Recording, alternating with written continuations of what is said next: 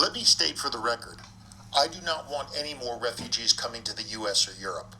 This is not what this episode is about. It is about prying ordinary Muslims away from the Islamists and turning them into conservative voters, and that way no leftists would even want to bring them into the country to begin with. Remember one thing, the problems you and I see caused by the Islamists is probably nothing compared to the problems they cause for other Muslims within their own countries, and the refugees that are flooding the West as a result. These refugees know how bad Islamic countries are. That's why most of them left their countries to begin with. By the way, the concept I'm discussing works just as well, if not better, for people coming here from Central America. I've been asked by ex-Muslim YouTubers if they could give me a hand. Firstly, I'm very flattered. What I want to do is to have us non-Muslims see what we can do to support the ex-Muslims and reformist Muslims and turn this over to them to move forward with in any way they see fit. This is the opposite side of the coin of the screaming and yelling on social media. This will be about starting on the opposite side of the fence against the Islamists, not all Muslims, and working our way back around to meet up and link up with the current approach on the other side of the coin. And if it looks like one of those many pictures and videos you have seen of the Russians on one side and the Anglo-American forces on the other side linking up while surrounding Berlin at the end of World War II, then that will be a pretty good analogy. Step 1. This is the show where I come up with original ideas for fighting the Islamists. Step number 2. Your comments on how to improve, change, and adapt these ideas, as well as your own suggestions. Step 3, present this to the ex-Muslims and reformist Muslims to combine with their own ideas.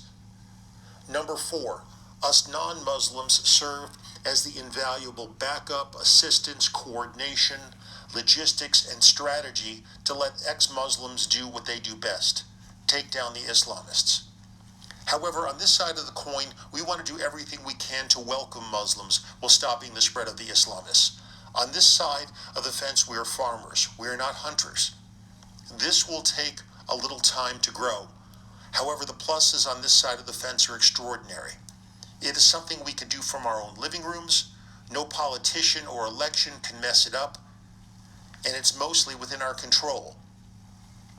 Unlike the current approach, where you have to rely on other people or win elections and hope some politician is not going to screw it up. Almost too much to ask for.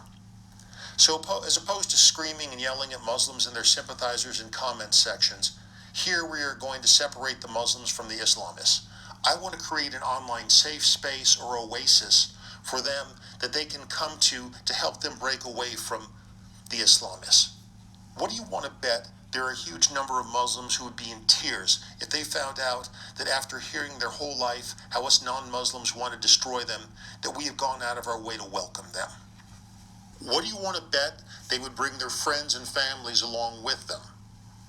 This should be all done online. Social media sites, virtual safe spaces, virtual interfaith and spiritual services, and discussions that don't censor. There are a couple social media sites out there still that don't, as well as some websites even. Let them tell us their horror stories of having to live under the Islamists. Plus, we get to be the caring good guys on this side of the fence. It's really nice for our sanity too, by the way, not to always have to do the screaming and yelling. Keep in mind, you're a farmer on this side of the coin. You're not a hunter.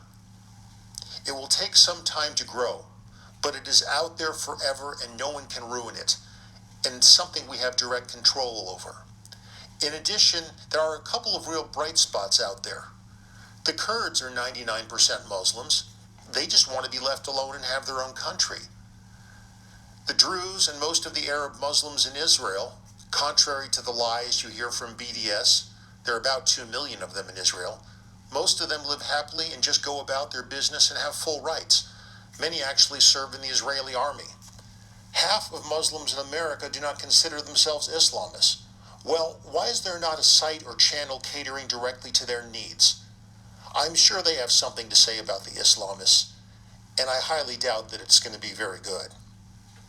Also, in the U.S., I've heard rumors that plenty of Muslims are sick of the Omars, the Sarsours, the Talibs. These Muslims need a place to go to online, and we should create it for them. I'm going to say again, I do not want any more refugees in the West, period. But that is not the decision that you and I can make directly. We have very little say-so other than voting and praying that some politician will follow through with what they tell us. What we have complete control over, and I'm going to say it again, what we have complete control over is offering the ones who are here a better way of life than the progressives and leftist enablers of mass immigration. That will not be nearly as hard as you think. Take it from a guy who did subsidized housing for many years. We can give immigrants a much better future while cutting spending.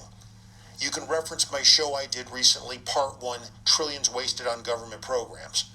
Some leftist politicians or Republican globalists may hold the key to the gate for bringing in refugees, but we get to direct the traffic once they are here. And what do you want to bet that no leftists would want to overflow the borders with immigrants when they find out that we're turning them into conservative voters? Problem solved. Or at least an additional approach to helping solve the problem. Just reference my video Part 2, Ending Illegal Immigration, Long-Term Plan, and please excuse the poor video production quality. We will have the final say-so with a web and app-based healthy way of life, outproducing the welfare programs that so many immigrants are on that just offer them a life of misery and dependency. If we can outproduce the left's government programs while cutting spending by offering a healthy web and app-based way of life with all the other conservative tendencies immigrants from Central American Arab countries have, I think we can turn a lot of them into conservative voters. Having done Section 8 housing for years, I could make this argument to new immigrants all day long. The argument would sound like this. Look at how little leftists can offer you. Look at how miserable people are in government programs. They aren't living, they're existing. Besides, the people on the left are going to turn your Western country into the same kind of hellhole you just left. Where are you going to go then?